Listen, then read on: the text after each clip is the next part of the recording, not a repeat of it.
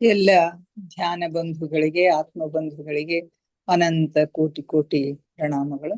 ಇಂದಿನ ಧ್ಯಾನ ಸ್ವಾಧ್ಯಾಯ ಸತ್ಸಂಗ ಕಾರ್ಯಕ್ರಮಕ್ಕೆ ತಮಗೆಲ್ಲರಿಗೂ ತುಂಬು ಹೃದಯದ ಸ್ವಾಗತ.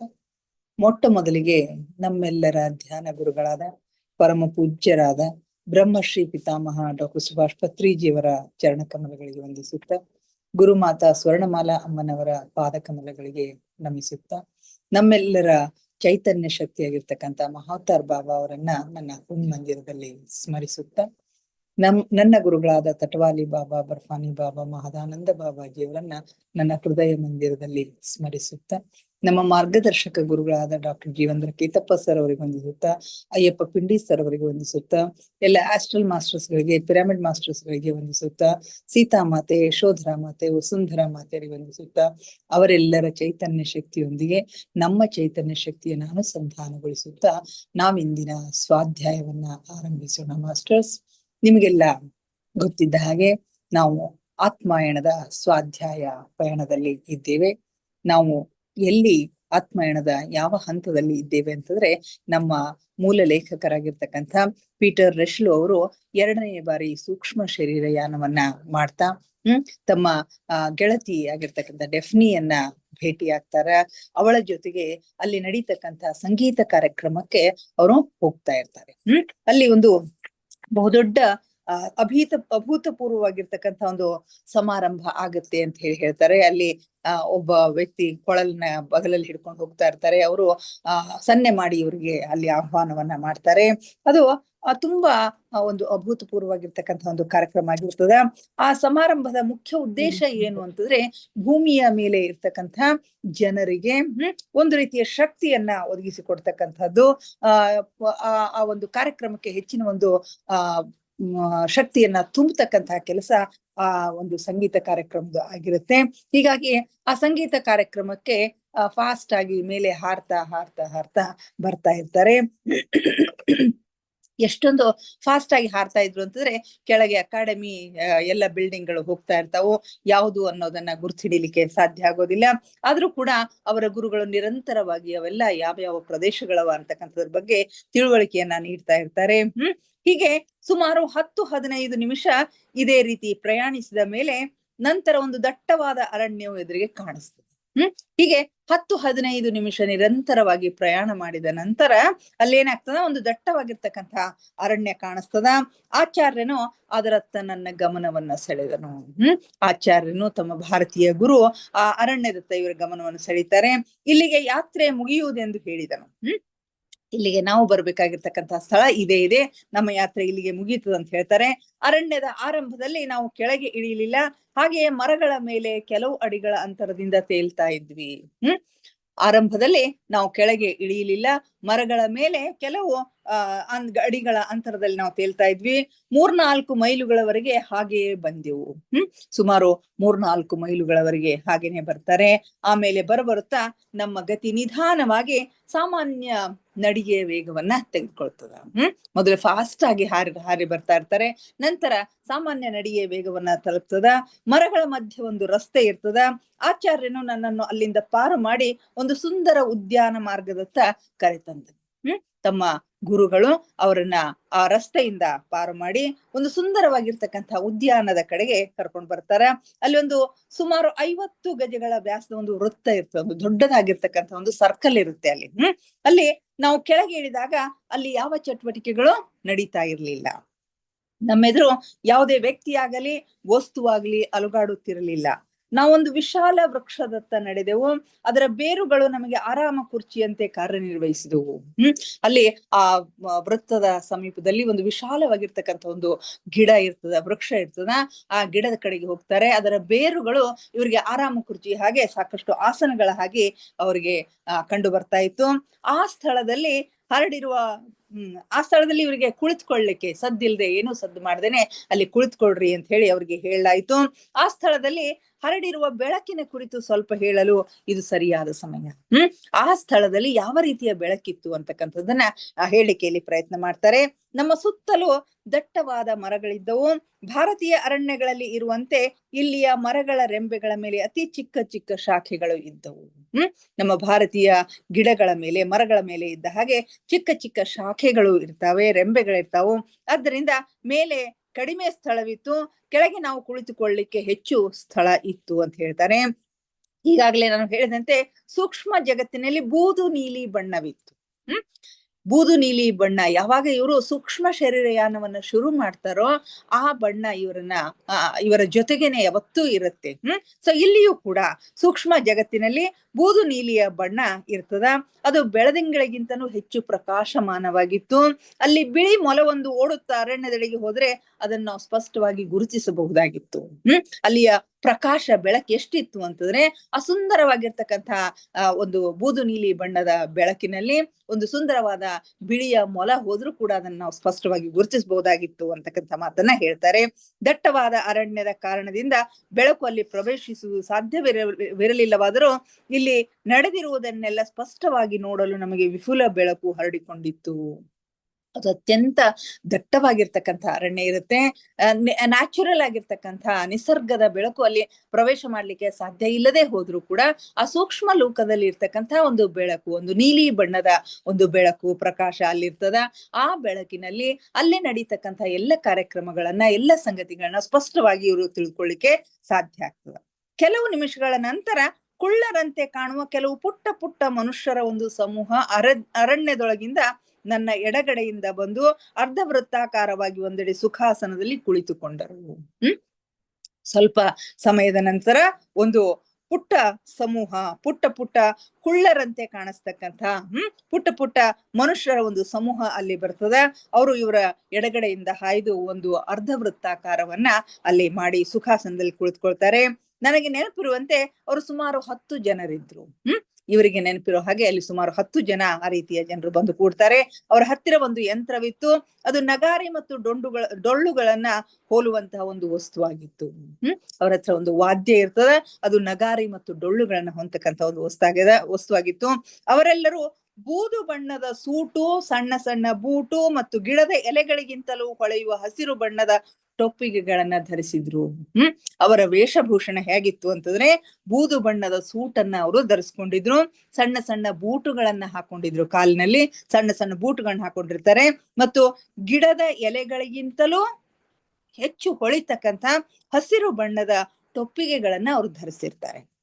ಅವರು ಭೂಮಿಯ ಅಳತೆಯ ಲೆಕ್ಕದಂತೆ 40 ರಿಂದ 70 ವರ್ಷದ ಒಳಗಿನ ಪ್ರೌಢರಂತೆ ಕಾಣ್ತಾ ಇದ್ರು.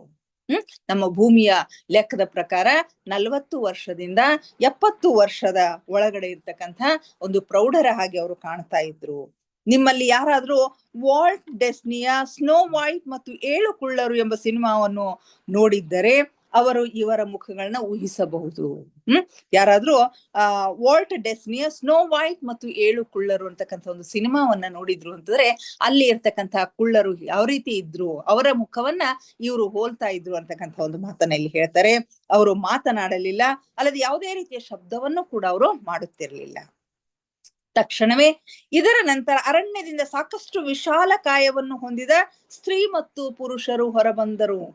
ಇವರ ನಂತರ ಅದೇ ಅರಣ್ಯದಿಂದ ಸಾಕಷ್ಟು ವಿಶಾಲ ಕಾಯರು, ಬಹುದೊಡ್ಡ ದೇಹಗಳನ್ನ ಹೊಂದಿರತಕ್ಕಂಥ ಸ್ತ್ರೀ ಮತ್ತು ಪುರುಷರು ಹೊರಗೆ ಬರ್ತಾರೆ. ಇವರು ಮನುಷ್ಯ ಜಾತಿಯಲ್ಲದೆ ಬೇರೆ ಯಾವುದೋ ಜಾತಿಯವರಂತೆ ಕಾಣ್ತಾ ಇದ್ರು. ಇವರು ಮನುಷ್ಯರ ಹಾಗೆ ಕಾಣ್ತಾ ಇರ್ಲಿಲ್ಲ, ಬೇರೆ ಯಾವುದೋ ಜಾತಿಯಂತೆ ಕಾಣ್ತಾ ಇದ್ರು. ಇವರು ಹೆಚ್ಚು ಕಡಿಮೆ ಮನುಷ್ಯರನ್ನ ಹೋಲ್ತಾ ಇದ್ರು. ಆದ್ರೆ ನೋಡುವುದಕ್ಕೆ ಬಹಳ ಬಾಷ್ಪೀಶೀಲರಾಗಿದ್ದರು. ನೋಡೋದಕ್ಕೆ ಮನುಷ್ಯರನ್ನ ಹೋಲ್ತಾ ಇದ್ರು, ಆದ್ರೆ ಅವ್ರು ನೋಡೋದಕ್ಕೆ ಬಹಳ ಬಾಷ್ಪೀಶೀಲರಾಗಿದ್ರು. ಅಂದ್ರೆ ಆವಿಯ ಆಕಾರದಲ್ಲಿ ಯಾವ ರೀತಿ ತೆಳುವಾಗಿರ್ತಕ್ಕಂಥ ಒಂದು ಆವಿ ಉಗಿ ಹೊಗೆ ಹೇಗೆ ಹೋಗ್ತದಲ್ಲ ಹಾಗೆ ಅವರು ಬಾಷ್ಪೀಕರಣ ಆಗ್ತಾ ಇದ್ರು. ಹುಡುಗಿಯರು 18 ರಿಂದ 25 ವರ್ಷದ ಒಳಗಿನವರಾಗಿದ್ರು. ಅಲ್ಲಿ ಬಂದಿರ್ತಕ್ಕಂಥ ಹುಡುಗಿಯರು 18 ರಿಂದ 25 ವರ್ಷದವರಾಗಿದ್ರು. ಅವರೆಲ್ಲರೂ ನೀಳವಾಗಿರ್ತಕ್ಕಂಥ ಕೇಶ ರಾಶಿಗಳನ್ನ ಹೊಂದಿದವರಾಗಿದ್ರು. ಕೆಲವರು ಹಾಗೆ ಅವುಗಳನ್ನ ಬಿಚ್ಚಿಕೊಂಡು ಬಿಟ್ಟಿದ್ರು. ಇನ್ನು ಕೆಲವರು ನೀಲಿ ಅಥವಾ ಹಸಿರು ರಿಬ್ಬನ್ ನಿಂದ ಅವುಗಳನ್ನ ಕಟ್ಕೊಂಡಿದ್ರು. ಆ ಹುಡುಗಿಯರು ಕೆಲವರೆಲ್ಲ ಕೂದಲನ್ನ ಕೇಶರಾಶಿಯನ್ನ ಹಾಗೆ ಬಿಟ್ಟಿದ್ರು. ಕೆಲವರು ನೀಲಿ ಮತ್ತು ಹಸಿರು ಬಣ್ಣದ ರಿಬ್ಬನ್ ಗಳಿಂದ ಕಟ್ಟಿಕೊಂಡಿದ್ದರು. ಸ್ತ್ರೀ ಮತ್ತು ಪುರುಷರೆಲ್ಲರೂ ಸಂಪೂರ್ಣ ಮೌನವಾಗಿದ್ದರು. ಅಲ್ಲಿ ಬಂದಿರತಕ್ಕಂಥ ಸ್ತ್ರೀ ಮತ್ತು ಪುರುಷರೆಲ್ಲರೂ ಸಂಪೂರ್ಣವಾಗಿ ಮೌನವಾಗಿರ್ತಾರೆ. ಈ ಸಮೂಹದವರು ಅಂದಾಜು 35 ಸದಸ್ಯರಿದ್ದರು. ಇಂಥ ಜನರು ಅಂದಾಜು 35 ಸಂಖ್ಯೆಯಲ್ಲಿ ಇದ್ರು ಅಂತ ಹೇಳ್ತಾರೆ. ಹಾಗೂ ಎಲ್ಲರ ಕೈಯಲ್ಲಿಯೂ ಸಂಗೀತಕ್ಕೆ ಸಂಬಂಧಿಸಿರ್ತಕ್ಕಂಥ ವಾದ್ಯಗಳು ಇರ್ತಾವೆ. ಇವು ವಾಯ್ಲಿನ್ಗಿಂತ ಭಿನ್ನವಾಗಿತ್ತು. ಎಲ್ಲರ ಕೈಲಿನೂ ಒಂದೊಂದು ತೆರನಾಗಿರ್ತಕ್ಕಂಥ ಒಂದು ಸಂಗೀತದ ಆಯುಧ ಇರ್ತದ, ಒಂದು ವಾದ್ಯ ಇರ್ತದ. ಇದು ವಾಯ್ಲಿನ್ಗಿಂತನೂ ಭಿನ್ನವಾಗಿತ್ತು ಅಂತ ಹೇಳ್ತಾರೆ. ಸಾಮಾನ್ಯವಾಗಿ ಪಾಶ್ಚಾತ್ಯ ದೇಶಗಳಲ್ಲಿಯ ವಾದ್ಯ ವೃಂದಗಳಲ್ಲಿ ಪ್ರಯೋಗವಾಗುವ ವಾಯ್ಲಿನ್, ಸ್ಯಾಲೋ, ಕ್ಲಾರಿಯೋಟಿನ್ ಹಾಗೂ ಕೊಳಲಿನಂತಹ ವಾದ್ಯಗಳು ಇದ್ವು. ಪಾಶ್ಚಾತ್ಯರು ನುಡಿಸ್ತಕ್ಕಂಥ ಹಲವಾರು ಏನಂತಾರೆ ಸಂಗೀತದ ವಾದ್ಯಗಳು ಅವು ಆಗಿದ್ವು ಅಂತ ಹೇಳ್ತಾರೆ. ಅವರು ಕುಳಿತುಕೊಳ್ಳಲಿಲ್ಲ, ಆದ್ರೆ ಸಮಾನ ವಾದ್ಯ ಯಂತ್ರಗಳ ವಾದಕರು ಒಂದಾಗಿ ನಿಂತುಕೊಂಡ್ರು. ಅಲ್ಲಿ ಬಂದು ಕುಳಿತುಕೊಳ್ಳಿಲ್ಲ, ಅವರೆಲ್ಲರೂ ಸಾಲಾಗಿ ಎಲ್ಲರೂ ನಿಂತುಕೊಂಡ್ರು ಅಂತ ಹೇಳ್ತಾರೆ. ಎಲ್ಲರೂ ಸೇರಿ ಸುಮಾರು 20 ಗಜ ದೂರದಲ್ಲಿದ್ರು. ಇವರಿಗೆ 20 ಗಜ ದೂರದಲ್ಲಿ ಅವರು ಇರ್ತಾರೆ. ಒಂದಿಷ್ಟು ಗಾಳಿ ಬೀಸುತ್ತಿರ್ಲಿಲ್ಲವಾದರೂ ಆ ವಿಶಾಲ ವೃಕ್ಷಗಳ ತುದಿಯ ಟೊಂಗೆಗಳು ತೂಗಾಡುತ್ತಿದ್ದವು. ಅಲ್ಲಿ ಒಟ್ಟ ಗಾಳಿ ಇರ್ಲಿಲ್ಲ, ಎಳ್ಳಷ್ಟು ಗಾಳಿ ಇರ್ಲಿಲ್ಲ. ಆದರೂ ಕೂಡ ವಿಶಾಲ ವೃಕ್ಷದ ಟೊಂಗೆಗಳು ಏನದಾವಲ್ಲ, ಅವು ಬೇರು ಕೆಳಗಡೆ ಬಂದಿರ್ತಾವೋ, ಅವು ತೂಗಾಡ್ತಾ ಇರ್ತಾವೋ. 2 ನಿಮಿಷಗಳವರೆಗೆ ಒಂದು ವಿಸ್ಮಯಕಾರಿ ಮೌನವು ಆವರಿಸಿತ್ತು. ಆಮೇಲೆ ಒಮ್ಮಿಂದೊಮ್ಮೆಲೆ ಆ ಕುಳ್ಳರು ಡೋಲು ಬಾರಿಸ್ಲಿಕ್ಕೆ ಶುರು ಮಾಡ್ತಾರೆ. 1-2 ನಿಮಿಷ ಮೌನ ಇರ್ತದೆ. ನಂತರ ಆ ಕುಳ್ಳರು ಏನ್ ಮಾಡ್ತಾರೆ, ಡೋಲುಗಳನ್ನ ತಾವು ತಂದಿರ್ತಕ್ಕಂಥ ನಗಾರಿ ಮತ್ತು ಡೋಲುಗಳನ್ನ ಬಾರಿಸ್ಲಿಕ್ಕೆ ಶುರು ಮಾಡ್ತಾರೆ. ಹೆಚ್ಚು ಕಡಿಮೆ ಅದರೊಂದಿಗೆ ತಗ್ಗಿದ ಸ್ವರದಲ್ಲಿ ಏನೋ ಹಾಡಲಾರಂಭಿಸಿದ್ರು. ಆ ಡೋಲು ಮತ್ತು ನಗಾರಿಯ ಬಾರಿಸೋದ್ರ ಜೊತೆಗೆ ತಗ್ಗಿದ ಸ್ವರದಲ್ಲಿ ಅವರು ಏನೋ ಒಂದು ಸಂಗೀತವನ್ನ ಹಾಡ್ಲಿಕ್ಕೆ ಶುರು ಮಾಡ್ತಾರೆ. ಅದು ಡೋಲಿನ ಧ್ವನಿಯೊಂದಿಗೆ ಮೇಳೈಸ್ತಾ ಇತ್ತು. ಅವರ ಶಬ್ದಗಳ ಸೌಂದರ್ಯವು ಅಬಾಧಿತವಾಗಿ ಮುಂದುವರೆದಿತ್ತು. ಇದು ಒಂದು ಆಧ್ಯಾತ್ಮಿಕ ಗೀತೆ ಅಥವಾ ಮಂತ್ರವಾಗಿತ್ತು. ಅವರು ಹಾಡ್ತಕ್ಕಂಥ ಗೀತೆ ಏನಾಗಿತ್ತು ಅಂದ್ರೆ ಒಂದು ಆಧ್ಯಾತ್ಮಿಕ ಗೀತೆ ಅಥವಾ ಒಂದು ಮಂತ್ರವಾಗಿತ್ತು ಅನ್ನೋದು ನಮಗೆ ಸ್ಪಷ್ಟವಾಗಿ ಗೊತ್ತಾಗ್ತಾ ಇತ್ತು. ಏಕೆಂದ್ರೆ ಅಲ್ಲಿ ವಾತಾವರಣದಲ್ಲಿ ಏನೋ ಒಂದು ಶಕ್ತಿ ತುಂಬಿಕೊಂಡಿತ್ತು ಅವರ ಸಂಗೀತದಿಂದ. ಅವರು ಹಾಡ್ತಕ್ಕಂಥ ಹಾಡಿನಿಂದ, ಪ್ರಾರ್ಥನೆಯಿಂದ, ಆ ಒಂದು ಮಂತ್ರದಿಂದ ಅಲ್ಲಿ ಏನೋ ಒಂದು ರೀತಿಯ ಶಕ್ತಿಯ ಸಂಚಯನ ಆದ ಹಾಗೆ, ಶಕ್ತಿ ತುಂಬಿಕೊಂಡ ಹಾಗೆ ಆಗ್ತದ. ಅದು ಎಲ್ಲೆಡೆಯೂ ವ್ಯಾಪಿಸಿತ್ತು. ಬಹುಶಃ ಅವರು ಇದನ್ನೇ ಮಾಡಬಯಸಿದ್ದರು. ಅವರ ಉದ್ದೇಶನೇ ಇದು. ಅಲ್ಲಿ ಶಕ್ತಿಯ ಸಂಚಯನವನ್ನ ಮಾಡಬೇಕಾಗಿತ್ತು. ಆ ಪ್ರದೇಶವನ್ನ ಶಕ್ತಿಯುತವಾಗಿ ಮಾಡಿ ತಮ್ಮ ಶಕ್ತಿಯ ಒಂದು ಪ್ರಭಾವ ಭೂಮಿಯ ಮೇಲೆ ನಡೀತಕ್ಕಂಥ ಒಂದು ಅಭೂತಪೂರ್ವವಾಗಿರ್ತಕ್ಕಂಥ ಒಂದು ಸಂಗೀತ ಕಾರ್ಯಕ್ರಮ ಏನದಲ್ಲ, ಅದಕ್ಕೆ ಕಳಿಸಿಕೊಡ್ತಕ್ಕಂಥ ಒಂದು ಉದ್ದೇಶ ಅಲ್ಲಿ ಇತ್ತು. ಈ ಗೀತೆಯ ಸುಮಾರು 6 ಚರಣಗಳ ನಂತರ ಮುಖ್ಯ ವಾದ್ಯ ವೃಂದವು ವಾದನ ಮಾಡ್ಲಿಕ್ಕೆ ಶುರು ಮಾಡಿದ್ರು. ಆ ಗೀತೆಯ 6 ಚರಣಗಳನ್ನ ಅವ್ರು ಹಾಡ್ತಾರೆ. ಆ 6 ಚರಣಗಳು ಮುಗಿದ ನಂತರ ಮುಖ್ಯ ವಾದ್ಯ ವೃಂದದವ್ರು ಏನದಾರಲ್ಲ ಅವರು ಬಾರಿಸ್ಲಿಕ್ಕೆ ಶುರು ಮಾಡ್ತಾರೆ, ವಾದನವನ್ನ ಮಾಡ್ಲಿಕ್ಕೆ ಶುರು ಮಾಡ್ತಾರೆ. ಹಿನ್ನೆಲೆಯ ಡೋಲು ಮತ್ತು ಸಂಗೀತದೊಂದಿಗೆ ಏಕೀಭಾವವನ್ನು ಹೊಂದಿದ ಈ ಸಂಗೀತ ಸೌಂದರ್ಯವನ್ನು ಶಬ್ದಗಳಲ್ಲಿ ವರ್ಣಿಸಲು ಸಾಧ್ಯವಿಲ್ಲ. ಈ ಸಂಗೀತದ ಒಂದು ವರ್ಣನೆಯನ್ನ, ಅದರ ಸೌಂದರ್ಯವನ್ನ ಶಬ್ದಗಳಲ್ಲಿ ವರ್ಣಿಸ್ಲಿಕ್ಕೆ ಸಾಧ್ಯ ಇಲ್ಲ. ಅಷ್ಟೊಂದು ಅಭೂತಪೂರ್ವವಾಗಿರ್ತಕ್ಕಂಥ, ಒಂದು ಆಕರ್ಷಕವಾಗಿರ್ತಕ್ಕಂಥ, ಎಲ್ಲಿಯೂ ಕೇಳಲು ಸಾಧ್ಯವಿಲ್ಲದಂತ ಒಂದು ಸಂಗೀತ ಅದಾಗಿತ್ತು. ಅಷ್ಟೇನು ತಾರಕ ಸ್ವರದ ಧ್ವನಿ ಇರಲಿಲ್ಲ, ಆದ್ರೆ ಶ್ರೋತೃಗಳು ಇದರ ಸೌಂದರ್ಯ ಮತ್ತು ಪಾವಿತ್ರ್ಯದಿಂದ ಮಂತ್ರಮುಗ್ಧರಾಗಿದ್ದರು. ಅಷ್ಟೇನು ಜೋರಾಗಿರ್ತಕ್ಕಂಥ, ತಾರಕಕ್ಕೆ ಇರ್ತಕ್ಕಂಥ ಒಂದು ಧ್ವನಿ ಇರ್ಲಿಲ್ಲ. ಆದರೆ ಇದನ್ನ ವೀಕ್ಷಿಸ್ತಕ್ಕಂಥ ಶ್ರೋತೃಗಳೇನಿದ್ರು, ಅಲ್ಲಿ ಬಂದಿರ್ತಕ್ಕಂಥ ಜನರೇನಿದ್ರಲ್ಲ, ಅವರೆಲ್ಲರೂ ಇದರ ಪಾವಿತ್ರ್ಯದಿಂದ ಮಂತ್ರಮುಗ್ಧರಾಗಿದ್ದರು. ಈ ಸಂಗೀತದ ಸೌಂದರ್ಯಕ್ಕೆ, ಅದರ ಒಂದು ಪಾವಿತ್ರ್ಯತೆಗೆ ಅವರು ಮಂತ್ರಮುಗ್ಧರಾಗಿ ಇದ್ದರು. ಪ್ರತಿಯೊಂದು ಸ್ವರದಲ್ಲೂ ಸಂಗೀತ ನುಡಿಸ್ತಾ ಇದ್ರು. ಇದರಲ್ಲಿ ಬೇರೆ ಬೇರೆ ಲಯ ಮತ್ತು ತಾಳಗಳಿದ್ದವು. ನಡುವೆ ಮುಖ್ಯ ಭಾಗವಿದ್ದಲ್ಲಿ ಪದೇ ಪದೇ ಪುನರಾವರ್ತನೆ ಮಾಡ್ತಾ ಇದ್ರು. 2 ವಲಯಗಳನ್ನು ದಾಟಿ 3ನೇ ವಲಯದಲ್ಲಿ ಇದ್ದಾಗ, ಅವನು 2 ವಲಯಗಳನ್ನ ದಾಟಿ 3ನೇ ವಲಯದಲ್ಲಿ ಇದ್ದಾಗ ಅಕಸ್ಮಾತ್ ಆಗಿ ಅತ್ಯಂತ ಸುಮಧುರವಾದ ಮನುಷ್ಯನ ಕಂಠವೊಂದು ಗಾಳಿಯಲ್ಲಿ ಪ್ರತಿಧ್ವನಿಸಿತು. ಅವರು ಮೇಲೆ 3ನೇ ವಲಯದಲ್ಲಿ ಇದ್ದಾಗ ಅತ್ಯಂತ ಅಕಸ್ಮಾತ್ ಆಗಿ ಅತ್ಯಂತ ಸುಮಧುರವಾಗಿರ್ತಕ್ಕಂಥ ಒಂದು ಮನುಷ್ಯನ ಕಂಠ ಒಂದು ಗಾಳಿಯಲ್ಲಿ ಪ್ರತಿಧ್ವನಿ ಮಾಡ್ತದ. ಈ ಧ್ವನಿ ಎಲ್ಲಿಂದ ಬಂತು ಅಂತ ನೋಡ್ತಾರೆ, ಅದು ಮೇಲಿನಿಂದ ಬರ್ತಾ ಇರ್ತದ. ಅಲ್ಲಿ ಯಾರು ಇರೋದಿಲ್ಲ. ಕೆಲವು ಕ್ಷಣಗಳ ನಂತರ ಆಚಾರ್ಯನು ಇಕ್ಕಟ್ಟಿನ ಓಣಿಯ ಆಚೆ ಇರುವ ಒಂದು ಗಿಡದತ್ತ ನನ್ನ ಗಮನವನ್ನ ಸೆಳೆದನು. ಆ ದೂರದಲ್ಲಿ ಒಂದು ಗಿಡ ಇರ್ತದ, ಆ ಗಿಡದ ಕಡೆ ಇವರ ಗಮನವನ್ನ ಸೆಳೀತಾರೆ. ಅದರ ತುದಿಯ ಮೇಲೆ ಅತ್ಯಂತ ಸುಂದರವಾಗಿರ್ತಕ್ಕಂಥ ಯುವತಿಯೊಬ್ಬಳು ಕುಳಿತಿರ್ತಾರೆ. ಆ ಗಿಡದ ಟೊಂಗೆಯ ಮೇಲೆ, ಆ ಗಿಡದ ಒಂದು ಭಾಗದಲ್ಲಿ ಅದರ ತುದಿಯ ಮೇಲೆ ಅತ್ಯಂತ ಸುಂದರವಾಗಿರ್ತಕ್ಕಂತಹ ಯುವತಿಯೊಬ್ಬಳು ಕುಳಿತಿದ್ದಳು. ಅವಳ ಕೂದಲುಗಳು ಅವಳ ಹಿಂದೆ ಓಲಾಡುತ್ತಿದ್ದವು. ಈ ವಾದ್ಯ ಮೇಳದ ಸೌಂದರ್ಯವನ್ನು ಹೆಚ್ಚಿಸಿದ ಸ್ವರವು ಅವಳದೇ ಆಗಿತ್ತು. ಈ ವಾದ್ಯ ಮೇಳದ ಸೌಂದರ್ಯವನ್ನು ಹೆಚ್ಚಿಸ್ತಕ್ಕಂತ ಒಂದು ಧ್ವನಿ ಯಾರದಾಗಿತ್ತು ಅಂತಂದ್ರೆ ಆ ಮಹಿಳೆಯದು, ಆ ಹೆಣ್ಣು ಮಗಳದು, ಆ ಯುವತಿಯದು ಆಗಿತ್ತು ಅಂತ ಹೇಳ್ತಾರೆ. ಅವಳು ಎಷ್ಟೊಂದು ಪವಿತ್ರ ಸ್ವರದಲ್ಲಿ ಹಾಡುತ್ತಿದ್ದಳೆಂದರೆ ನಾನು ಅಳುವುದನ್ನು ತಡೆಯುವುದು ನನ್ನಿಂದ ಸಾಧ್ಯವಾಗಿಲ್ಲ. ಅವಳು ಎಷ್ಟೊಂದು ಸ್ವರದ ಪವಿತ್ರವಾಗಿರ್ತಕ್ಕಂಥ ಸ್ವರದಲ್ಲಿ ಹಾಡ್ತಾ ಇದ್ಲು ಅಂತಂದ್ರೆ ಅವಳ ಹಾಡನ್ನ ಕೇಳಿದಾಗ ಇವರ ಕಣ್ಣುಗಳಲ್ಲಿ ನೀರು ತಾನೇ ತಾನಾಗಿ ಹೋಗ್ತಾ ಇತ್ತು. ಆನಂದ ಬಾಷ್ಪಗಳು ತಾನೇ ತಾನಾಗಿ ಹೋಗ್ತಾ ಇತ್ತು. ಅದನ್ನ ತಡಿಲಿಕ್ಕೆ ಸಾಧ್ಯ ಆಗ್ಲಿಲ್ಲ ಅಂತಕ್ಕಂಥ ಮಾತನ್ನ ಇಲ್ಲಿ ಪೀಟರ್ ರೆಶ್ಲೋ ಅವರು ಹೇಳ್ತಾರೆ. ಹೀಗೆ ಸುಮಾರು 10 ನಿಮಿಷಗಳವರೆಗೆ ಈ ಸಂಗೀತ ಕಾರ್ಯಕ್ರಮ ಮುಂದುವರಿತದ. ಸ್ವಲ್ಪ ಸಮಯ ವಾದ್ಯ ಯಂತ್ರಗಳನ್ನು ನುಡಿಸಿದ ಮೇಲೆ ಆ ಹುಡುಗಿಯು ಸೋಲೋ ಸ್ವರದಲ್ಲಿ ಹಾಡ್ಲಿಕ್ಕೆ ಶುರು ಮಾಡ್ತಾಳೆ. ಸ್ವಲ್ಪ ಸಮಯ ಈ ಸಂಗೀತ ವಾದ್ಯಗಳ ಯಂತ್ರಗಳ ಒಂದು ಸಂಗೀತ ನಡೀತದ. ಅದರ ನಂತರ ಅವಳು ಸೋಲೋ ಸಾಂಗ್ ಅನ್ನ ಅಂದ್ರೆ ಒಬ್ಬಳೇ ಧ್ವನಿಯಲ್ಲಿ ಹಾಡ್ಲಿಕ್ಕೆ ಶುರು ಮಾಡ್ತಾಳೆ. ಆ ನಂತರ ಗೀತ ಸಂಗೀತಗಳು ಏಕಕಾಲಕ್ಕೆ ಜರುಗ್ತವೆ. ಈ ರೀತಿಯಾಗಿ ನಿಧಾನವಾಗಿ ಯಾವುದಕ್ಕಾಗಿ ಈ ಕಾರ್ಯಕ್ರಮವನ್ನು ಆಯೋಜಿಸಲ್ಪಟ್ಟಿತ್ತೋ ಆ ಶಕ್ತಿಯು ಅಲ್ಲಿ ಸೃಜನಗೊಳ್ಳಲು ಪ್ರಾರಂಭವಾಯಿತು. ಯಾವ ಉದ್ದೇಶಕ್ಕಾಗಿ ಆ ಕಾರ್ಯಕ್ರಮವನ್ನ ಆಯೋಜನೆ ಮಾಡ್ತಾ ಇದ್ರಲ್ಲ, ಆ ಶಕ್ತಿಯ ಒಂದು ಸೃಜನ ಅಲ್ಲಿ ಆಯ್ತು, ಆ ಶಕ್ತಿಯಲ್ಲಿ ಹುಟ್ಟುಕೊಂತು ಅಂತ ಹೇಳ್ತಾರೆ. ಆಮೇಲೆ ಇನ್ನೊಂದು ತಾಳವು ಆರಂಭವಾಯಿತು. ಅದರಲ್ಲೂ ಇವೆಲ್ಲವೂ ಸಮ್ಮಿಳನಗೊಂಡಿದ್ದವು.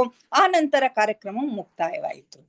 ನಂತರ ಇನ್ನೊಂದು ಸಂಗೀತದ ಮೇಳ ಶುರುವಾಗ್ತದ. ಅದರಲ್ಲಿನೂ ಇವೆಲ್ಲನೂ ಸಮ್ಮಿಳನಗೊಂಡಿರ್ತಾವು. ಆ ನಂತರ ಕಾರ್ಯಕ್ರಮ ಮುಕ್ತಾಯ ಆಗ್ತದ. ಆ ಸ್ವರ ಮೇಳವು ಒಮ್ಮಿಂದೊಮ್ಮೆಲೆ ವಿಲೀನವಾಗಿ ಮೌನವು ನಮ್ಮನ್ನ ಆವರಿಸಿತು. ಆ ಸಂಗೀತ ಕಾರ್ಯಕ್ರಮ ಮುಗಿದ ತಕ್ಷಣ ಅಲ್ಲಿ ಮೌನ ಇವರನ್ನ ಆವರಿಸ್ಕೊಳ್ತದ. ಆ ಗಾಯಕಿಯು ಕುಳಿತುಕೊಂಡ ಗಿಡದ ತುದಿಯನ್ನು ನೋಡಿದೆ. ಆಗ ಗಾಯಕಿ ಎಲ್ಲಿ ಕುಳಿತಿರ್ತಾಳಲ್ಲ ಆ ಗಿಡದ ಕಡೆಗೆ ಇವ್ರು ನೋಡ್ತಾರೆ. ಆದ್ರೆ ಅವಳಲ್ಲಿ ಇರೋದಿಲ್ಲ. ಅಲ್ಲಿ ಅವಳು ಇರಲಿಲ್ಲ. ವಾದ್ಯ ವೃಂದದ ಸಮೂಹ ಹಾಗೂ ಕುಳ್ಳರೆಲ್ಲ ಅಲ್ಲಿಯೇ ಇದ್ದರು. ಇತರ ವಾದ್ಯಗಳನ್ನ ನುಡಿಸ್ತಕ್ಕಂತಹ ಜನರು ಮತ್ತು ಕುಳ್ಳರು ಏನಿದ್ರಲ್ಲ ಅವರು ಅಲ್ಲೇ ಇರ್ತಾರೆ. ಆದ್ರೆ ಅವರೀಗ ನೆಲದ ಮೇಲೆ ಕುಳಿತುಕೊಂಡಿದ್ರು. ಇದುವರೆಗೆ ನಿಂತುಕೊಂಡು ಸಂಗೀತವನ್ನ ಬಾರಿಸ್ತಾ ಇದ್ರು, ವಾದ್ಯಗಳನ್ನ ಬಾರಿಸ್ತಾ ಇದ್ರು. ಅವರೆಲ್ಲರೂ ನೆಲದ ಮೇಲೆ ಕುಳಿತುಕೊಂಡಿರ್ತಾರೆ. ಅರಣ್ಯದೊಳಗಿಂದ ವೃದ್ಧ ವ್ಯಕ್ತಿಯೊಬ್ಬ ಪ್ರಕಟವಾದನು. ಆಗ ಅರಣ್ಯದ ಒಳಗಿನಿಂದ ಒಬ್ಬ ವಯಸ್ಸಾಗಿರ್ತಕ್ಕಂತಹ ವೃದ್ಧ ವ್ಯಕ್ತಿಯೊಬ್ಬ ಪ್ರಕಟ ಆಗ್ತಾನೆ. ಅವನ ನೀಳವಾದ ಗಡ್ಡವು ಓಲಾಡುತ್ತಿತ್ತು ಹಾಗೂ ಅವನ ಔಪಚಾರಿಕ ಪೋಷಾಕುಗಳನ್ನು ಧರಿಸಿದ್ದನು. ನೀಳವಾಗಿರ್ತಕ್ಕಂಥ ಗಡ್ಡವನ್ನ ಅವನು ಬಿಟ್ಕೊಂಡಿರ್ತಾನೆ ಮತ್ತು ಔಪಚಾರಿಕವಾಗಿರ್ತಕ್ಕಂತಹ ಪೋಷಾಕುಗಳನ್ನ ಬಟ್ಟೆಗಳನ್ನ ಹಾಕೊಂಡಿರ್ತಾನೆ. ಅವನು ನಿಧಾನವಾಗಿ ನಡೆಯುತ್ತಾ ಈ ಮೈದಾನದ ನಡುವೆ ಬರ್ತಾನೆ. ಅರಣ್ಯದಿಂದ ನಿಧಾನವಾಗಿ ನಡೆಯುತ್ತಾ ಈ ಅರಣ್ಯದ ಮೈದಾನದ ನಡುವೆ ಬರ್ತಾನೆ. ಯಾವುದೋ ಅದೃಶ್ಯ ದೇವಿ ದೇವತೆಗಳೊಂದಿಗೆ ಅನುನಯ ವಿನಯದ ಮುದ್ರೆಯಲ್ಲಿ ಕೈಗಳನ್ನು ಮೇಲೆ ಮಾಡಿ ಏನೋ ಸ್ತುತಿಯನ್ನ ಮಾಡ್ಲಿಕ್ಕೆ ಶುರು ಮಾಡ್ತಾನೆ. ಅವನು ಅತ್ಯಂತ ವಿನೀತನಾಗಿ ಯಾವುದೋ ದೇವತೆಗಳಿಗೆ ಪ್ರಾರ್ಥನೆ ಮಾಡಿಕೊಂಡ ಹಾಗೆ ಕೈಗಳನ್ನ ಮುಗಿದು ಅವನು ಏನೋ ಸ್ತುತಿ ಮಾಡ್ಲಿಕ್ಕೆ ಶುರು ಮಾಡ್ತಾನೆ. ಗಾಯಕರ ಎರಡೂ ಸಮೂಹಗಳ ಸದಸ್ಯರು ತಲೆ ತಗ್ಗಿಸಿ ಆ ಸ್ತುತಿಯನ್ನು ಗಮನವಿಟ್ಟು ಕೇಳಿದ್ರು. ಅವನು ಏನ್ ಹಾಡ್ತಾ ಇದ್ದಾನೆ, ಏನು ಸ್ತುತಿ ಮಾಡ್ತಾ ಇದ್ದಾನೆ, ಏನು ಮಂತ್ರವನ್ನ ಪಠಣ ಮಾಡ್ತಾ ಇದ್ದಾನೆ, ಅದನ್ನ ಎರಡೂ ಕಡೆ ಇರ್ತಕ್ಕಂಥ ಗಾಯಕರು ಅದನ್ನ ಬಹಳಷ್ಟು ಗಮನವಿಟ್ಟು ಕೇಳ್ತಾರೆ.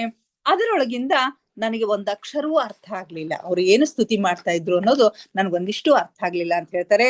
ಆದ್ರೆ ಇದು ಪ್ರಾರ್ಥನೆಯೇ ಆಗಿತ್ತು ಎಂಬುದಂತೂ ನಿಶ್ಚಿತ. ಅದು ದೇವರ ಕುರಿತು ಪ್ರಾರ್ಥನೆಯೇ ಆಗಿತ್ತು. ಬಹುಶಃ ಈಗ ತಾನೇ ಪೂರ್ಣಗೊಳಿಸಿದ ಕಾರ್ಯದ ಸಫಲತೆಗಾಗಿ ಪ್ರಾರ್ಥನೆ ಮಾಡಲಾಗಿತ್ತು. ಈಗ ತಾನೇ ಯಾವ ಉದ್ದೇಶಕ್ಕಾಗಿ ಅಷ್ಟೊಂದು ಅಭೂತಪೂರ್ವವಾಗಿರ್ತಕ್ಕಂತಹ ಸಂಗೀತ ಕಾರ್ಯಕ್ರಮ ಭೂಮಿಯ ಮೇಲೆ ನಡೀತಕ್ಕಂಥ ಒಂದು ಕಾರ್ಯಕ್ರಮಕ್ಕೆ ಹೆಚ್ಚಿನ ಒಂದು ಶಕ್ತಿಯನ್ನ ಕೊಡುವ ಉದ್ದೇಶದಿಂದ ಆಯೋಜನೆ ಮಾಡಿರ್ತಕ್ಕಂಥ ಒಂದು ಕಾರ್ಯಕ್ರಮ, ಅದು ಯಶಸ್ವಿ ಆಗ್ಲಿ ಅಂತಕ್ಕಂಥ ಅದರ ಸಫಲತೆಗಾಗಿ ಮಾಡಿರ್ತಕ್ಕಂತಹ ಪ್ರಾರ್ಥನೆ ಇದು ಅಂತ ಹೇಳ್ತಾರೆ. ಅವರ ಕಾರ್ಯ ಸಿದ್ಧಿಸಲಿ ಎಂದು ಗಾಯಕರು ಕೂಡ ಪ್ರಾರ್ಥಿಸಿದರು. ಆಮೇಲೆ ಒಮ್ಮಿಂದೊಮ್ಮೆಲೆ ಎಲ್ಲವೂ ಮುಕ್ತಾಯ ಆಯಿತು. ಆ ನಂತರ ಆ ವೃದ್ಧ ವ್ಯಕ್ತಿಯು ಅರಣ್ಯದೊಳಗೆ ಹೋದನು. ನಂತರ ಆ ವೃದ್ಧ ವ್ಯಕ್ತಿಯು ಕೂಡ ಅರಣ್ಯದೊಳಗೆ ಹೋಗ್ತಾನೆ.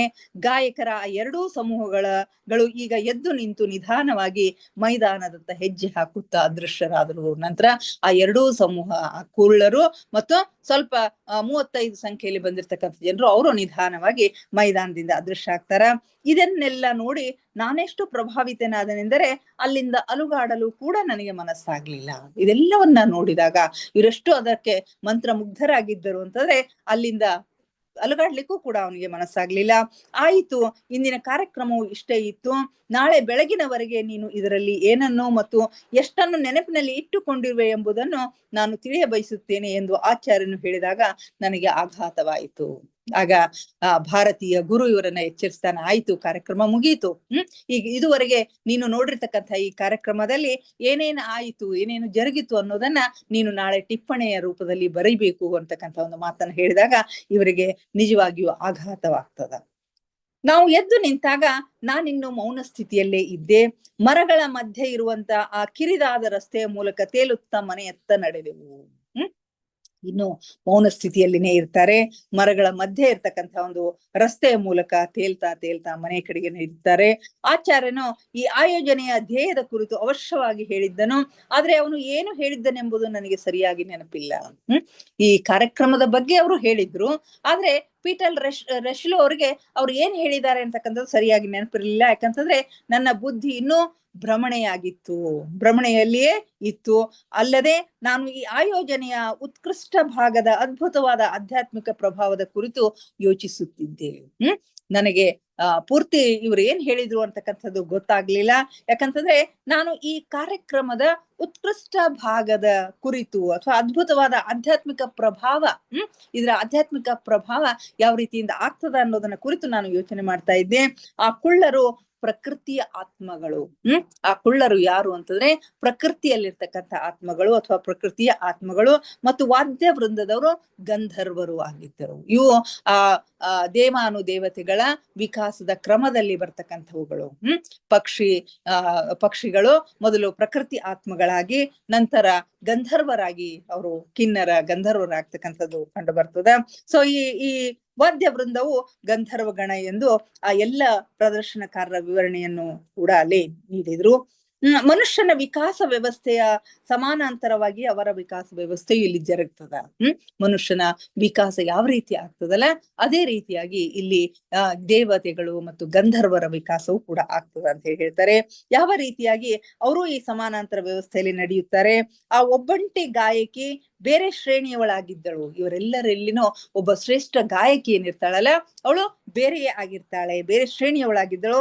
ಯಾವ ರೀತಿಯಾಗಿ ನಮ್ಮ ವಿಕಾಸ ವ್ಯವಸ್ಥೆಯಲ್ಲಿಯೂ ಯಾರೋ ಒಬ್ಬರು ಅತ್ಯಧಿಕ ಶ್ರೇಷ್ಠರಾಗಿರುತ್ತಾರೆಯೋ ಅದೇ ರೀತಿ ತನ್ನ ವ್ಯವಸ್ಥೆಯಲ್ಲಿ ಅವಳು ದೇವ ಜಾತಿಯಲ್ಲಿಯೇ ಉತ್ಕೃಷ್ಟಳಾಗಿದ್ದಳು. ನಮ್ಮ ಮಾನವರಲ್ಲಿನೂ ಕೂಡ ಕೆಲವರು ಬಹಳಷ್ಟು ಆಗಿರ್ತಾರಲ್ಲ, ಬಹಳಷ್ಟು ಗೌರವಕ್ಕೆ ಪಾತ್ರರಾಗಿರ್ತಕ್ಕಂಥವ್ರು ಆಗಿರ್ತಾರಲ್ಲ, ಅದೇ ರೀತಿ ಆ ಮಹಿಳೆ ಏನದಾಳ, ಸಂಗೀತ ಸೋಲೋ ಗೀತೆಯನ್ನು ಹಾಡಿರ್ತಕ್ಕಂಥ ಒಬ್ಬ ಮಹಿಳೆ ಯುವತಿ ಏನಿರ್ತಾಳ ಅವಳು ದೇವ ಜಾತಿಯಲ್ಲಿನೇ ಉತ್ಕೃಷ್ಟಳಾದವಳು ಆಗಿದ್ದಳು. ಆ ವೃದ್ಧನು ಪಾದ್ರಿಯಂತೆ ಇದ್ದನು. ಅಲ್ಲಿ ಬಂದಿರ್ತಕ್ಕಂಥ ವೃದ್ಧ ಏನು, ಅವನೊಬ್ಬ ಪಾದ್ರಿಯ ಹಾಗೆ ಇದ್ದನು. ಅವನು ಆ ವ್ಯವಸ್ಥೆಯಲ್ಲಿ ಪುರೋಹಿತನ ಕಾರ್ಯವನ್ನ ನಿರ್ವಹಿಸ್ತಾ ಇದ್ದ. ಒಬ್ಬ ಪೂಜಾರಿಯ ಕೆಲಸವನ್ನ ಪುರೋಹಿತನ ಕೆಲಸವನ್ನ ನಿರ್ವಹಿಸ್ತಾ ಇರ್ತಾನೆ. ಅಲ್ಲದೆ ಅಪ್ಪಟ ಮಾನವ ಜಗತ್ತಿನಲ್ಲಿಯಂತೆಯೇ ಅವನು ಔನ್ನತ್ಯ ಹೊಂದಿದ್ದನು.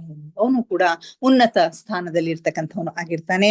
ನಾವು ಅಕಾಡೆಮಿ ತಲುಪಿದೆವು, ಆದ್ರೆ ಪ್ರವೇಶ ದ್ವಾರದ ಎದುರು ಲಾನ್ ಮೇಲೆ ನಿಂತುಕೊಂಡೆವು. ನಂತರ ಇವರು ಅಕಾಡೆಮಿಯ ಕಡೆಗೆ ಬರ್ತಾರೆ. ಆದ್ರೆ ಪ್ರವೇಶ ದ್ವಾರದ ಎದುರಿನ ಒಂದು ಲಾನ್ ಮೇಲೆ ನಿಂತ್ಕೋತಾರೆ. ಭವಿಷ್ಯದಲ್ಲಿ ಇದರಿಂದ ಲಾಭ ಹೊಂದುವ ದೃಷ್ಟಿಯಿಂದ ಈ ಕಟ್ಟಡದ ಭಾವಚಿತ್ರವನ್ನು ನನ್ನ ಮನಸ್ಸಿನಲ್ಲಿ ಸ್ಪಷ್ಟವಾಗಿ ತುಂಬಿಕೊಳ್ಳುವುದು ಅತ್ಯಂತ ಮಹತ್ವಪೂರ್ಣವಾಗಿದೆ. ಭವಿಷ್ಯದಲ್ಲಿ ಮುಂದಿನ ದಿವಸಗಳಲ್ಲಿ ಮತ್ತೆ ಸೂಕ್ಷ್ಮ ಶರೀರಯಾನವನ್ನ ಮಾಡಬೇಕಾದಂತಹ ಸಂದರ್ಭದಲ್ಲಿ ನಿನ್ನ ಈ ಕಟ್ಟಡದ ಆ ಬಿಲ್ಡಿಂಗ್ ದ ಒಂದು ದೃಶ್ಯವನ್ನ, ಚಿತ್ರವನ್ನ ಸಂಪೂರ್ಣವಾಗಿ ಮನಸ್ಸಿನಲ್ಲಿ ಅಚ್ಚೊತ್ತಿಕೊಂಡ ಹಾಗೆ ಮಾಡುವುದು ಅವಶ್ಯಕತೆ ಅದ ಅಂತ ಹೇಳಿ ಆಚಾರ್ಯನು ಇವರಿಗೆ ಹೇಳಿರ್ತಾನೆ. ನಾನು ನನ್ನ ಪ್ರಯತ್ನದಿಂದ ಆ ಭವನದವರೆಗೆ ತಲುಪಿದ್ರೂ ಕೂಡ ನಾನು ನಿನ್ನನ್ನು ಭವಿಷ್ಯದಲ್ಲಿ ಹೇಗೆ ಭೇಟಿಯಾಗಲು ಸಾಧ್ಯ ಎಂದು ನಾನು ಡೆಫ್ನಿಯನ್ನ ಕೇಳಿದೆ. ಈ ಮುಂದಿನ ಸೂಕ್ಷ್ಮ ಪಯಣಗಳಲ್ಲಿ, ಸೂಕ್ಷ್ಮ ಲೋಕದ ಯಾನಗಳಲ್ಲಿ ನಾನು ನನ್ನ ಶಕ್ತಿಯ ಮುಖಾಂತರ ಈ ಭವನದವರೆಗೆ ತಲುಪಿದ್ರೂ ಕೂಡ ನಿನ್ನನ್ನು ನಾನು ಹೇಗೆ ಭೇಟಿಯಾಗಬೇಕು, ಎಲ್ಲಿ ಭೇಟಿಯಾಗಬೇಕು ಅಂತ ಹೇಳಿ ಡೆಫ್ನಿಯನ್ನ ಕೇಳ್ತಾನೆ. ಅವಳು ಮೊದಲ ಬಾರಿ ಎಲ್ಲಿ ಕುಳಿತುಕೊಂಡಾಗ ಭೇಟಿಯಾಗಿದ್ದಳೋ ಅಲ್ಲಿಯೇ ಸಾಮಾನ್ಯವಾಗಿ ಅದೇ ಕೋಣೆಯಲ್ಲಿ ಅವಳನ್ನು ಭೇಟಿಯಾಗ್ಲಿಕ್ಕೆ ಸಾಧ್ಯವಿದೆ ಅಂತ ಹೇಳಿ ಹೇಳ್ತಾಳೆ. ಮೊದಲ ಬಾರಿಗೆ ಯಾವ ಕೋಣೆಯಲ್ಲಿ ನಾನು ಕುಳಿತಿದ್ದೇನೋ ಅಲ್ಲಿನೇ ಈ ಸಾರಿಯೂ ಕೂಡ ನನ್ನನ್ನು ಭೇಟಿ ಆಗಬಹುದು ಅಂತ ಹೇಳಿ ಹೇಳ್ತಾಳೆ. ಯಾಕಂದ್ರೆ ಸೂಕ್ಷ್ಮ ಲೋಕದಲ್ಲಿ ಜನಸಂದಣಿಯು ಇಲ್ಲವೇ ಇಲ್ಲ. ಆದ್ರಿಂದ ನೀನೆಲ್ಲಿ ಕಾರ್ಯನಿರ್ವಹಿಸುವೋ ಆ ಜಾಗವು ನಿನಗಾಗಿಯೇ ನಿರ್ಮಾಣ ಆಗ್ತದೆ ಅಂತ ಹೇಳಿ ಆಚಾರ್ಯರು ನಡುವೆ ಹೇಳ್ತಾರೆ. ಆದರೂ ಅವನು ಅವಳ ವಾಸಿಸುವ ಪುಟ್ಟ ಕುಟೀರವನ್ನು ಅವಶ್ಯವಾಗಿ ನನಗೆ ತೋರಿಸಬೇಕೆಂದು ಡೆಫ್ನಿಗೆ ಹೇಳಿದನು. ಇಷ್ಟಾದ್ರೂ ಕೂಡ ಡೆಫ್ನಿಗೆ ಗುರುಗಳು ಏನ್ ಹೇಳ್ತಾರೆ ಅಂತಂದ್ರೆ, ಅವಳು ವಾಸ ಮಾಡ್ತಕ್ಕಂಥ ಒಂದು ಪುಟ್ಟ ಕುಟೀರ ಏನದ, ಅವಳ ಮನೆ ಏನದ, ಡೆಫ್ನಿಯ ಮನೆ ಏನದಲ್ಲ, ಅದನ್ನು ತೋರಿಸು ಅಂತ ಹೇಳಿ ಹೇಳ್ತಾರೆ. ಇದನ್ನು ಕೇಳಿದ ಅವಳಿಗೆ ಬಹಳ ಖುಷಿ ಆಗ್ತದ. ನಾವಿಬ್ಬರು ಜೊತೆಯಾಗಿ ಕುಟೀರವನ್ನ ನೋಡಿಕೊಂಡು ಬರಬೇಕು ಅಂತ ಹೇಳಿ ಆಚಾರ್ಯನು ಹೇಳ್ತಾನೆ. ಡೆಫ್ನಿಯು ಅಕಾಡೆಮಿಯ ಮೇಲಿಂದ ತೇಲುತ್ತಾ ಮುಂದೆ ಮುಂದೆ ಹೊರಟಳು. ಆ ವಿಶಾಲ ಭವನದ ಹಿಂದೆ ಸುಮಾರು 1/2 ಮೈಲು ದೂರದಲ್ಲಿ ಒಂದು ಸಣ್ಣ ಉದ್ಯಾನ ನಗರವನ್ನ ನಿರ್ಮಿಸಲಾಗಿತ್ತು. ಆಗ ಡೆಫ್ನಿ ಮೇಲೆ ತೇಲ್ತಾ ತೇಲ್ತಾ ಮುಂದೆ ಮುಂದೆ ಹೋಗ್ತಾಳೆ. ಅವಳ ಹಿಂದೆ ಇವರು ಬರ್ತಾ ಇರ್ತಾರೆ. ಆ ವಿಶಾಲ ಭವನದ ಹಿಂದೆ ಸುಮಾರು 1/2 ಮೈಲು ದೂರದಲ್ಲಿ ಒಂದು ಸಣ್ಣ ಉದ್ಯಾನ ನಗರವನ್ನ ನಿರ್ಮಿಸಲಾಗಿತ್ತು. ಅಲ್ಲಿ ಪುಟ್ಟ ಪುಟ್ಟ ಮನೆಗಳಿರ್ತಾವು, ಆದ್ರೆ ಎಲ್ಲವೂ ತೆರೆದ ಮನೆಗಳು. ಸ್ವಲ್ಪ ದೂರದಲ್ಲಿ ನಿರ್ಮಿಸಲ್ಪಟ್ಟಿದ್ದವು. ಎಲ್ಲ ಮನೆಗಳ ಸುತ್ತಲೂ ಕಡಿಮೆ ಅಂದ್ರೆ 1 ಎಕರೆ ಖುಲ್ಲಾ ಭೂಮಿ ಇತ್ತು. ಪ್ರತಿಯೊಂದು ಮನೆಯಲ್ಲಿ ಕನಿಷ್ಠ ಅಂದ್ರೆ 1 ಎಕರೆಯಷ್ಟು ಖುಲ್ಲಾ ಭೂಮಿ ಇರ್ತದ. ಪ್ರತಿಯೊಬ್ಬ ನಿವಾಸಿಯು ತನ್ನ ಮನೆಯಷ್ಟೇ ಅಲ್ಲದೆ ಅದರೊಂದಿಗೆ ತನ್ನದೊಂದು ಉದ್ಯಾನವನ್ನ ನಿರ್ಮಿಸಿಕೊಂಡಿದ್ದನು. ಅಲ್ಲಿ ಪ್ರತಿಯೊಬ್ಬ ನಿವಾಸಿಯು ಪ್ರತಿಯೊಂದು ಮನೆಗೂ ತನ್ನ ಮನೆ ಅಷ್ಟೇ ಅಲ್ಲದೇನೆ ಒಂದೊಂದು ಉದ್ಯಾನವನ್ನ ಅವರು ನಿರ್ಮಾಣ ಮಾಡ್ಕೊಂಡಿರ್ತಾರೆ. ಅಲ್ಲಿ ಅದು ಸ್ಪಷ್ಟವಾಗಿ ಕಾಣ್ತಾ ಇತ್ತು. ಪ್ರತಿಯೊಬ್ಬರ ಮನೆಯು ಅವರವರ ಸ್ವಭಾವ, ಅವರವರ ಅಭಿರುಚಿಗೆ ಅನುಗುಣವಾಗಿ ವಿಭಿನ್ನವಾಗಿ ಅಲ್ಲಿ ನಿರ್ಮಿಸಲ್ಪಟ್ಟಿತ್ತು ಅಂತ ಹೇಳ್ತಾರೆ. ಆ ಮನೆಗಳನ್ನ ನೋಡಿದಾಗ ಆ ಮನೆಯಲ್ಲಿ ವಾಸ ಮಾಡ್ತಕ್ಕಂಥ ವ್ಯಕ್ತಿಗಳು ಎಂಥವರಿದ್ದಾರೆ, ಅವರ ಸ್ವಭಾವ ಯಾವ ರೀತಿಯಾಗಿದೆ, ಅವರ ಅಭಿರುಚಿಗಳು ಏನು ಅಂತಕ್ಕಂಥದ್ದು ಅಲ್ಲಿ ಗೊತ್ತಾಗ್ತಾ ಇತ್ತು. ತತ್ಪರಿಣಾಮವಾಗಿ ಕೊಳ್ಳ ಪ್ರದೇಶವು ಅಪರಿಮಿತ ಸುಂದರವಾಗಿತ್ತು. ಇದರ ಪರಿಣಾಮವಾಗಿ ಇಲ್ಲಿ ಇರ್ತಕ್ಕಂತಹ ಪ್ರದೇಶ ಏನದಲ್ಲ ಅದು ತುಂಬಾ ಸುಂದರವಾಗಿ ಇತ್ತು. ಅಲ್ಲಿಯ ಕೆಲವೊಂದು ಕುಟೀರಗಳು ಇಂಗ್ಲೆಂಡಿನ ಯಾವುದೋ ಹಳ್ಳಿಯಿಂದ ಎತ್ತಿ ಇಲ್ಲಿ ತಂದು ಇಟ್ಟಂತೆ ಕಾಣುತ್ತಿದ್ದವು. ಕೆಲವು ಮನೆಗಳು, ಕೆಲವು ಕುಟೀರಗಳು ಇಂಗ್ಲೆಂಡಿನಿಂದ ಎತ್ಕೊಂಡು ತಂದು ಇರ್ತಾರೇನೋ ಅನ್ನೋ ಹಾಗೆ ಕಾಣ್ತಾ ಇದ್ವು. ಇನ್ನು ಕೆಲವೊಂದು ದಕ್ಷಿಣ ಫ್ರಾನ್ಸ್ ನ ಮನೆಗಳನ್ನ ನೆನಪಿಸುವಂತಹ ಮನೆಗಳಾಗಿದ್ವು. ಇನ್ನು ಕೆಲವು ಶುದ್ಧ ಇಟಾಲಿಯನ್ ಶೈಲಿಯಲ್ಲಿ ಇದ್ದವು ಅಂತ ಹೇಳ್ತಾರೆ. ಅದರಲ್ಲಿ 2 ಮನೆಗಳು ಪೂರ್ವ ದೇಶದ ಮಂದಿರಗಳನ್ನ ಹೋಲ್ತಾ ಇದ್ವು. ಅಲ್ಲಿಯ 2 ಮನೆಗಳು ಪೂರ್ವ ದೇಶದ ದೇವಾಲಯಗಳನ್ನ, ಮಂದಿರಗಳನ್ನ ಹೋಲ್ತಾ ಇದ್ವು ಅನ್ನೋದನ್ನ ಗಮನಿಸ್ತಾರೆ. ನನಗೆ ಬೇರೆ ಬೇರೆ ರೀತಿಯ ಸಾಪತ್ಯ ಹಾಗೂ ವಾಸ್ತುಕಲೆಯಲ್ಲಿ ಅಭಿರುಚಿ ಇರುವುದನ್ನು ಗುರುತಿಸಿದ ಆಚಾರ್ಯನು ಮಸೀದಿಗಳಂತೆ ಗುಂಬಜ ಆಕಾರದಲ್ಲಿರುವ 2 ಮನೆಗಳತ್ತ ನನ್ನ ಗಮನವನ್ನ ಸೆಳೆದನು. ಇಲ್ಲಿ ಪೀಟರ್ ರಶ್ಲೋ ಅವರಿಗೆ ವಾಸ್ತುಶಿಲ್ಪದಲ್ಲಿ ಹೆಚ್ಚಿನ ಒಂದು ಜ್ಞಾನ ಇರೋದ್ರಿಂದ ಯಾವ ಮನೆಗಳು ಯಾವ ವಾಸ್ತು ಶಿಲ್ಪದಿಂದ ನಿರ್ಮಿಸಲ್ಪಟ್ಟಿವೆ ಅಂತಕ್ಕಂಥದ್ದನ್ನ ಅವರು ಗುರುತಿಸ್ತಾ ಇದ್ರು. ಇವರ ಒಂದು ಜ್ಞಾನವನ್ನ ತಿಳ್ಕೊಂಡಿರ್ತಕ್ಕಂತಹ ಗುರು ಅವರ ಗಮನವನ್ನ ಅಲ್ಲಿ ಮಸೀದಿಯಂತೆ ಕಾಣ್ತಕ್ಕಂಥ ಗುಂಬಜ ಆಕಾರದಲ್ಲಿರ್ತಕ್ಕಂಥ 2 ಮನೆಗಳತ್ತ ಇವರ ಗಮನವನ್ನು ಸೆಳೀತಾನೆ. ಇವು ಧ್ವನಿಗೆ ಸಂಬಂಧಿಸಿದ ವಿಶೇಷತೆಗಳೊಂದಿಗೆ ತೊಡಗಿಸಿಕೊಂಡವರ ಮನೆಗಳಾಗಿವೆ ಎಂದು ನನಗೆ ಹೇಳಿದನು. ಈ ಮನೆಗಳು ಯಾರು ಅಂತಂದ್ರೆ ಧ್ವನಿಗೆ ಸಂಬಂಧಿಸಿದಂತೆ, ಅಂದ್ರೆ ಸಂಗೀತಗಾರರ ಮನೆಗಳು ಅವು ಆಗಿದ್ವು. ಧ್ವನಿಗೆ ಸಂಬಂಧಿಸಿದಂತೆ ವಿಶೇಷತೆಗಳನ್ನ ಅಭಿವೃದ್ಧಿ ಪಡಿಸುವಲ್ಲೂ ತೊಡಗಿರ್ತಕ್ಕಂತಹ ಸಂಗೀತಗಾರರ ಮನೆಗಳಾಗಿದ್ವು ಅಂತಕ್ಕಂಥ ಮಾತನ್ನ ಇಲ್ಲಿ ಹೇಳ್ತಾರೆ. ಇಲ್ಲಿಗೆ ಇವತ್ತಿನ ಸ್ವಾಧ್ಯಾಯವನ್ನ ಮುಗಿಸೋಣ ಮಾಸ್ಟರ್ಸ್. ಇನ್ನು ಮುಂದೆ ಡೆಫ್ನಿಯ ಒಂದು ಮನೆ ಯಾವ ರೀತಿಯಾಗಿತ್ತು ಅಂತಕ್ಕಂಥ ಚಿತ್ರಣಗಳು ಬರ್ತಾವೆ, ಅವುಗಳನ್ನ ನಾಳೆ ಚರ್ಚೆ ಮಾಡೋಣ. ಸಮಯ ಆಗ್ತಾ ಇದೆ. ದಯವಿಟ್ಟು ಎಲ್ಲರೂ ಧ್ಯಾನಕ್ಕೆ ಸಿದ್ಧರಾಗಿ ಯಾವುದಾದ್ರೂ ಸ್ಥಿರ ಸುಖಾಸನದಲ್ಲಿ ಕುಳಿತುಕೊಳ್ಳಿ. ಚೇರ್ ಮೇಲೆ ಕುಳಿತಿದ್ರೆ ಕಾಲುಗಳನ್ನ ಕ್ರಾಸ್ ಮಾಡ್ಕೊಳ್ರಿ. ಕೈ ಬೆರಳುಗಳನ್ನ ಒಂದ್ರೊಳಗೊಂದು ಸೇರಿಸ್ಕೊಳ್ರಿ. ಕಣ್ಣುಗಳನ್ನ ನಿಧಾನವಾಗಿ ಮುಚ್ಚಿಕೊಳ್ಳಿ. ಮುಖದ ಮೇಲೆ ಮಂದಹಾಸವಿರಲಿ. ದೇಹದ ಯಾವ ಭಾಗದಲ್ಲಿಯೂ ಬಿಗಿತ ಬೇಡ. Relax, relax, relax please. ಮೊಟ್ಟ ಮೊದಲಿಗೆ ನಮ್ಮೆಲ್ಲರ ಧ್ಯಾನ ಗುರುಗಳಾದ ಪರಮ ಪೂಜ್ಯರಾದ ಬ್ರಹ್ಮರ್ಷಿ ಪಿತಾಮಹ ಡಾಕ್ಟರ್ ಸುಭಾಷ್ ಪತ್ರಿಜಿಯವರ ಚರಣ ಕಮಲಗಳಿಗೆ ವಂದಿಸುತ್ತಾ, ಗುರುಮಾತಾ ಸ್ವರ್ಣಮಾಲಾ ಅಮ್ಮನವರ ಪಾದ ಕಮಲಗಳಿಗೆ ನಮಿಸುತ್ತಾ, ನಮ್ಮೆಲ್ಲರ ಚೈತನ್ಯ ಶಕ್ತಿಯಾಗಿರ್ತಕ್ಕಂಥ ಮಹಾವತಾರ್ ಬಾಬಾ ಅವರನ್ನ ನನ್ನ ಕೃನ್ ಮಂದಿರದಲ್ಲಿ ಸ್ಮರಿಸುತ್ತಾ, ನನ್ನ ಗುರುಗಳಾದ ತಟ್ವಾಲಿ ಬಾಬಾ, ಬರ್ಫಾನಿ ಬಾಬಾ, ಮಹದಾನಂದ ಬಾಬಾಜಿಯವರನ್ನ ನನ್ನ ಹೃದಯ ಮಂದಿರದಲ್ಲಿ ಸ್ಮರಿಸುತ್ತಾ, ನಮ್ಮ ಮಾರ್ಗದರ್ಶಕ ಗುರು ಡಾಕ್ಟರ್ ಜೀವಂದರ್ ಕೇತಪ್ಪ ಸರ್ ಅವರಿಗೆ ವಂದಿಸುತ್ತಾ, ಅಯ್ಯಪ್ಪ ಪಿಂಡಿ ಸರ್ ಅವರಿಗೆ ವಂದಿಸುತ್ತಾ, ಎಲ್ಲ ಆಸ್ಟ್ರಲ್ ಮಾಸ್ಟರ್ಸ್ಗಳಿಗೆ, ಪಿರಮಿಡ್ ಮಾಸ್ಟರ್ಸ್ಗಳಿಗೆ ವಂದಿಸುತ್ತಾ, ಸೀತಾ ಮಾತೆ, ಯಶೋಧರ ಮಾತೆ, ವಸುಂಧರಾ ಮಾತೆಯರಿಗೆ ವಂದಿಸುತ್ತಾ, ಅವರೆಲ್ಲರ ಚೈತನ್ಯ ಶಕ್ತಿಯೊಂದಿಗೆ ನಮ್ಮ ಚೈತನ್ಯ ಶಕ್ತಿಯನ್ನು ಅನುಸಂಧಾನಗೊಳಿಸುತ್ತಾ ನಾವಿಂದಿನ ಧ್ಯಾನವನ್ನ ಆರಂಭಿಸೋಣ ಮಾಸ್ಟರ್ಸ್. ನಮ್ಮ ಈ ಧ್ಯಾನಕ್ಕೆ ಅವರೆಲ್ಲರನ್ನು ನಾವು ಆತ್ಮಪೂರ್ವಕವಾಗಿ ಆಹ್ವಾನಿಸೋಣ. ಅವರೆಲ್ಲರೂ ಜ್ಯೋತಿ ಸ್ವರೂಪದಲ್ಲಿ ಬಂದು ನಮ್ಮ ಜೊತೆಗೆ ಕುಳಿತು ಧ್ಯಾನ ಮಾಡುತ್ತಿದ್ದಾರೆ ಎಂದು ಭಾವಿಸಿಕೊಳ್ಳುತ್ತಾ ನಾವಿಂದಿನ ಧ್ಯಾನವನ್ನ ಆರಂಭಿಸೋಣ ಮಾಸ್ಟರ್ಸ್. ಕೇವಲ ಸಹಜ ಶ್ವಾಸದ ಮೇಲೆ ಗಮನ. ಪ್ರಕೃತಿ ಸಹಜವಾದ ಉಸಿರಾಟವಿರಲಿ. ಒಳ ಹೋಗುವ ಉಸಿರು, ಹೊರ ಬರುವ ಉಸಿರನ್ನು ಏಕಧಾರೆಯಾಗಿ ನಿರಂತರವಾಗಿ ಗಮನಿಸಿ ಮಾಸ್ಟರ್ಸ್. ಯಾವ ಆಲೋಚನೆಗಳು ಬೇಡ. ಆಲೋಚನೆಗಳು ಬಂದರೆ ಅವುಗಳನ್ನ ಬದಿಗೆ ಸರಿಸಿ ಮತ್ತೆ ಉಸಿರಾಟದ ಮೇಲೆ ನಿಮ್ಮ ಗಮನವನ್ನ ಕೇಂದ್ರೀಕರಿಸಿ ಮಾಸ್ಟರ್ಸ್. ಒಂದೊಂದು ಉಸಿರು ನಿಮ್ಮ ಗಮನಕ್ಕೆ ಬಾರದೆ ಹೋಗದಿರಲಿ. ಯಾವಾಗ ನಿಮ್ಮ ಗಮನ ಸಂಪೂರ್ಣವಾಗಿ ಉಸಿರಿನ ಮೇಲೆ ಕೇಂದ್ರೀಕೃತವಾಗಿರುತ್ತದೆಯೋ ಆಗ ನಿಮ್ಮ ಆಲೋಚನೆಗಳು ಶೂನ್ಯವಾಗಿರುತ್ತವೆ, ಮನಸ್ಸು ಶಾಂತವಾಗಿರುತ್ತದೆ, ಧ್ಯಾನ ಸಿದ್ಧಿಸುತ್ತದೆ.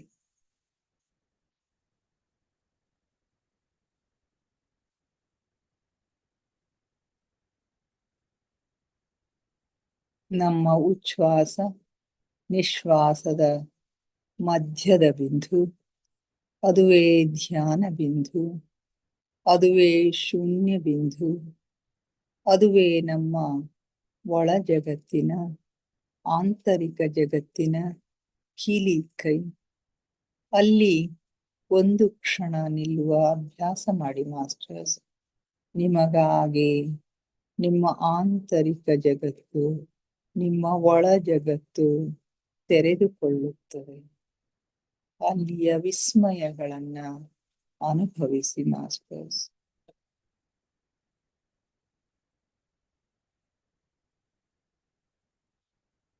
ಆಲಿಸಿ ಆಲಿಸಿ ಸೂಕ್ಷ್ಮನಾದಗಳನ್ನು, ಸೂಕ್ಷ್ಮ ಸ್ವರಗಳನ್ನು ಆಲಿಸಿ. ನಿಮ್ಮ ಹೃದಯದ ಬಡಿತವನ್ನು ಆಲಿಸಿ, ರಕ್ತ ಪರಿಚಲನೆಯ ವೇಗವನ್ನು ಆಲಿಸಿ, ಉಸಿರಾಟದ ಬಿಸಿ ತಂಪುಗಳನ್ನು ಗಮನಿಸಿ. ಕನಿಷ್ಠ ಜೀರುಂಡೆಯ ನಾದವನ್ನ ಗಮನಿಸಿ ಮಾಸ್ಟರ್ಸ್. ಘಂಟಾನಾದವನ್ನ ಗಮನಿಸಿ, ಓಂಕಾರ ನಾದವನ್ನ ಆಲಿಸಿ. ನೀವೆಷ್ಟು ಸೂಕ್ಷ್ಮಗಳನ್ನು ಆಲಿಸಲು ಸಮರ್ಥರಾಗುತ್ತೀರೋ ಅಷ್ಟು ನಿಮ್ಮ ಒಳ ಜಗತ್ತಿನ ಆಗುಹೋಗುಗಳು, ಸೂಕ್ಷ್ಮ ಜಗತ್ತಿನ ಆಗುಹೋಗುಗಳು ನಿಮ್ಮ ಗಮನಕ್ಕೆ ಸ್ಪಷ್ಟವಾಗಿ ಗೋಚರಿಸುತ್ತವೆ ಮಾಸ್ಟರ್ಸ್.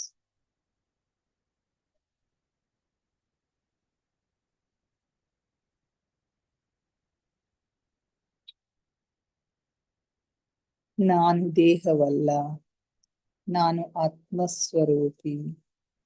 ನನ್ನ ಉಸಿರೇ ನನ್ನ ಗುರು.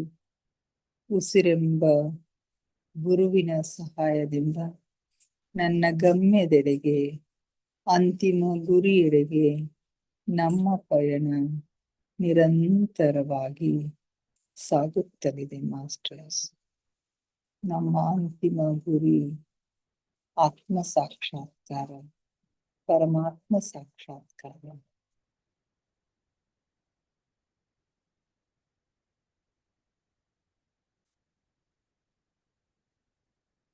ಧ್ಯಾನ ಆಳವಾಗ್ತಾ ಇದೆ, ಉಸಿರು ನಿಧಾನವಾಗ್ತಾ ಇದೆ. ಉಸಿರು ನಿಧಾನವಾಗುತ್ತಾ ನಿಧಾನವಾಗುತ್ತಾ ಚಿಕ್ಕದಾಗುತ್ತಾ ಚಿಕ್ಕದಾಗುತ್ತಾ ನಮ್ಮ ಭೂ ಮಧ್ಯದಲ್ಲಿ ಸ್ಥಿರಗೊಳ್ತಾ ಇದೆ. ಅಲ್ಲಿ ನಮ್ಮ ಆಜ್ಞಾ ಚಕ್ರ ಜಾಗೃತ ಆಗ್ತಾ ಇದೆ. ಅಲ್ಲಿ ಹಲವು ಬಣ್ಣಗಳು, ಹಲವು ವಿಷನ್ಗಳು, ಹಲವು ದೃಶ್ಯಗಳು ನಿಮಗಾಗಿ ತೆರೆದುಕೊಳ್ಳುತ್ತವೆ ಮಾಸ್ಟರ್ಸ್. ಅಲ್ಲಿ ಏನು ಕಾಣುತ್ತವೆಯೋ ಅದನ್ನು ಗಮನವಿಟ್ಟು ವೀಕ್ಷಿಸಿ.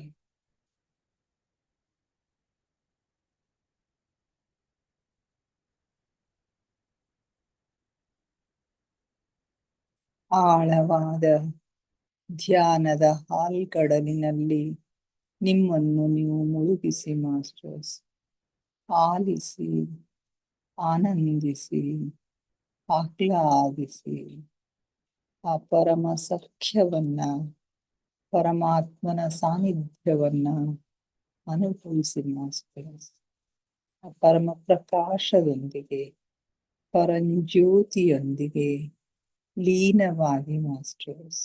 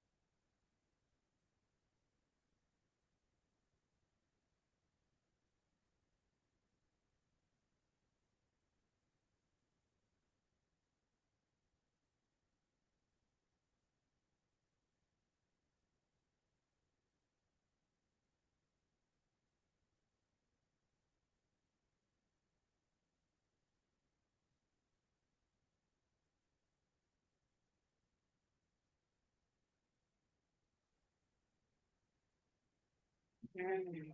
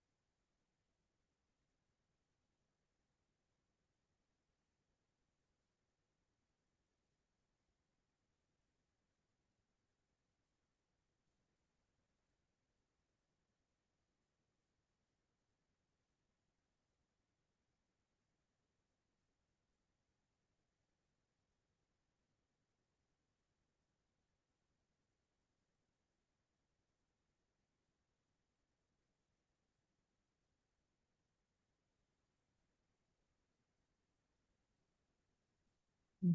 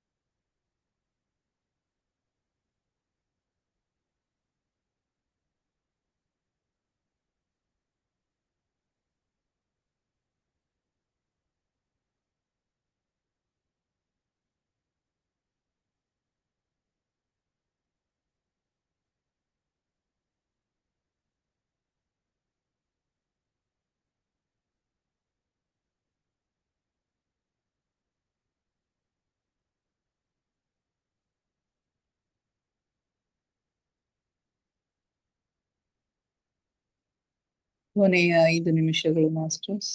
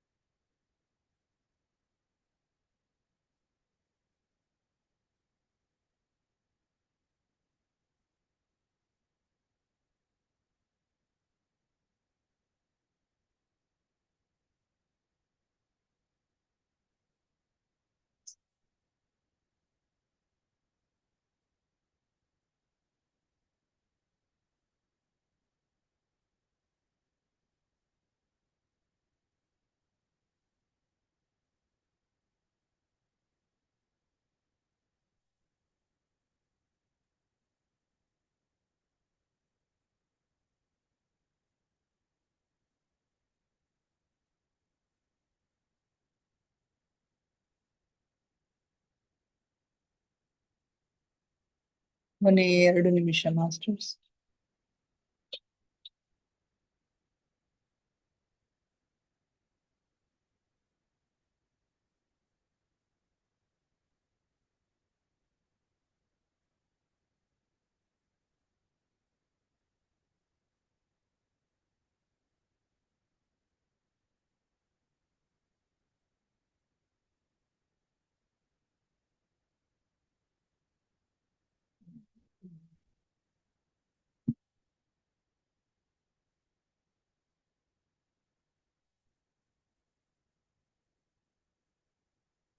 ಕೊನೆಯ 1 ನಿಮಿಷ masters.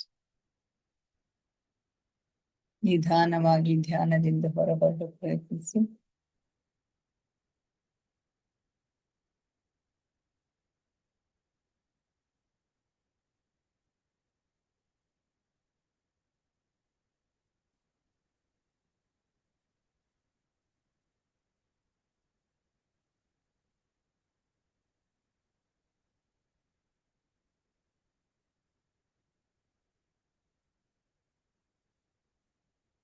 Thirty seconds.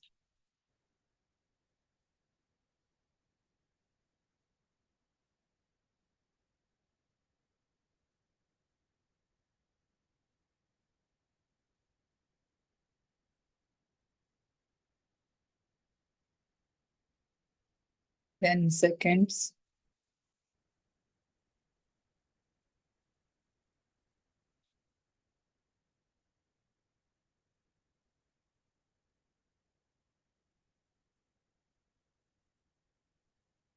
Five, four, three, two, one, zero. ನಿಧಾನವಾಗಿ ನಿಮ್ಮ ಕೈ ಬೆರಳುಗಳನ್ನ ಬಿಡಿಸ್ಕೊಂಡು ಕಣ್ಣಿನ ಮೇಲೆ ಇಟ್ಕೊಳ್ಳಿ ಮಾಸ್ಟರ್ಸ್. 5 seconds. 5, 4, 3, 2, 1, 0. ನಿಧಾನವಾಗಿ ನಿಮ್ಮ ಕಣ್ಣುಗಳ ಮೇಲಿನ ಕೈಗಳನ್ನ ತೆಗೆಯಿರಿ. ಕಣ್ಣುಗಳನ್ನ ನಿಧಾನವಾಗಿ ಓಪನ್ ಮಾಡಿ masters. Thank you, thank you, thank you everybody. ನಮ್ಮ ಧ್ಯಾನಕ್ಕೆ ಶಕ್ತಿಯನ್ನ ನೀಡಿ ನಮ್ಮೊಂದಿಗೆ ಕುಳಿತು ಧ್ಯಾನ ಮಾಡಿದ ಎಲ್ಲ ಮಾಸ್ಟರ್ಸ್ಗಳಿಗೆ ಅನಂತ ಕೋಟಿ ಕೋಟಿ ಧನ್ಯವಾದಗಳನ್ನ ಅರ್ಪಿಸುತ್ತಾ, ನನ್ನೊಂದಿಗೆ ಧ್ಯಾನ ಮಾಡಿದ ತಮಗೆಲ್ಲರಿಗೂ ಮತ್ತೊಮ್ಮೆ ಧನ್ಯವಾದಗಳನ್ನ ಅರ್ಪಿಸುತ್ತಾ, thank you, thank you, thank you everybody.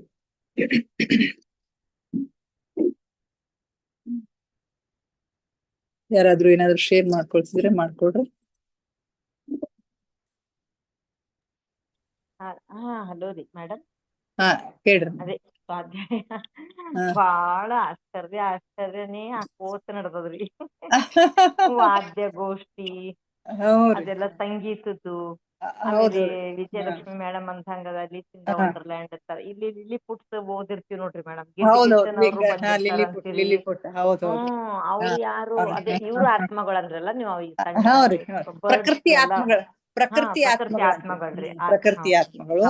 ಆಮೇಲೆ ಗಂಧರ್ವರು ಅವರೆಲ್ಲ ಅಲ್ಲಿ ನಡೀತಕ್ಕಂತ ಸಂಗೀತ ಕಾರ್ಯಕ್ರಮದ ಮುಖ್ಯ ಉದ್ದೇಶ ಏನು ಅಂತಂದ್ರೆ ಅಲ್ಲಿ ಒಂದು ಎನರ್ಜೈಸ್ ಮಾಡಿ ಆ ಎನರ್ಜಿ ಭೂಮಿಗೆ ಕಳಿಸ್ತಾರ್ರಿ. ಆ ಭೂಮಿಯ ಮೇಲೆ ಇರ್ತಕ್ಕಂತ ಅಸಂಖ್ಯಾತ ಜನರಿಗೆ ಅದ್ರ ಲಾಭ ಆಗ್ತದ್ರಿ. ಅದರ ಉದ್ದೇಶ ಇರ್ತದ. ಅದಕ್ಕ ನನಗನ್ಸ ಈಗ ನಮ್ಮ ಪಿಂಡಿ ಸರ್ ಮಾಡ್ತಾರಲ್ರಿ ಧ್ಯಾನ ಯಜ್ಞ, ಅದಕ್ಕ ಅವ್ರ ಅದೇ ಹೇಳ್ತಾರ್ರಿ ನಮಗ. ಇದು ಇಲ್ಲಿ ನಾವು ಆಯೋಜನೆ ಮಾಡಿದ್ದಲ್ಲ, ಮ್ಯಾಲಿನ ಮಾಸ್ಟರ್ಗಳ ಒಂದು ಆದೇಶದ ಪ್ರಕಾರ. ಇವನ್ ಪ್ಲೇಸ್ ನು ಅವರೇ ಸೆಲೆಕ್ಟ್ ಮಾಡ್ತಾರಂತ, ಡೇಟ್ಸ್ ನು ಅವರೇ ಸೆಲೆಕ್ಟ್ ಮಾಡ್ತಾರಂತ. ಅಲ್ಲೆಲ್ಲರೂ ಅವ್ರ ಗಂಧರ್ವರು ಬಂದಿರ್ತಾರಂತ್ರಿ. ಅದ್ರ ಎಕ್ಸ್ಪೀರಿಯನ್ಸ್ ಆಗ್ತದ್ರಿ, ಅವ್ರಿಗೆ ಗೊತ್ತಾಗ್ಬಿಡ್ತದ್ರಿ. ಇವ್ ಧ್ಯಾನಿಗ್ ಥರ್ಡ್ ಐ ಮಾಸ್ಟರ್ಗಳಿಗಂತೂ ಗೊತ್ತೇ ಆಗ್ತದ. ಇವನ್ ಅಲ್ಲಿ ಹೋದವ್ರಿಗೆ ಸಹಿತ ಎಷ್ಟೋ ಅನುಭವಗಳಾಗ್ಯಾವ್ರಿ.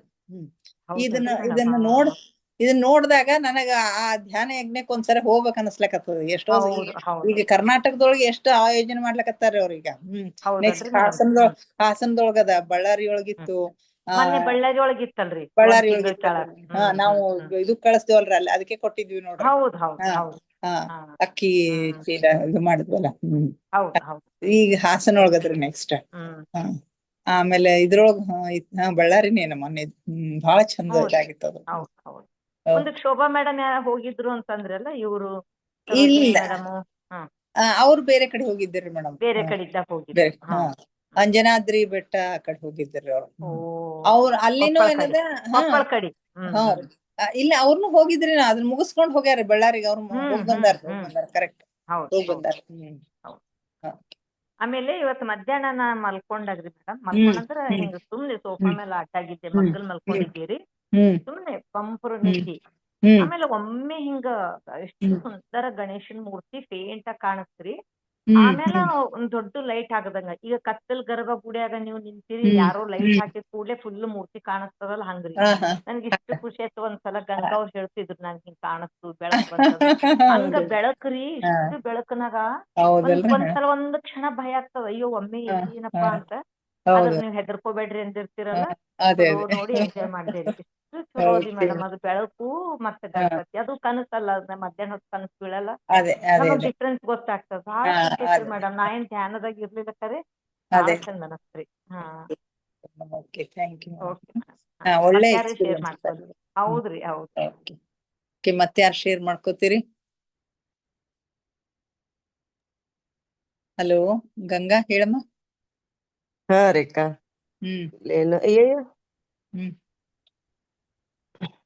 ಹಲೋ, ಏನಾಯ್ತು?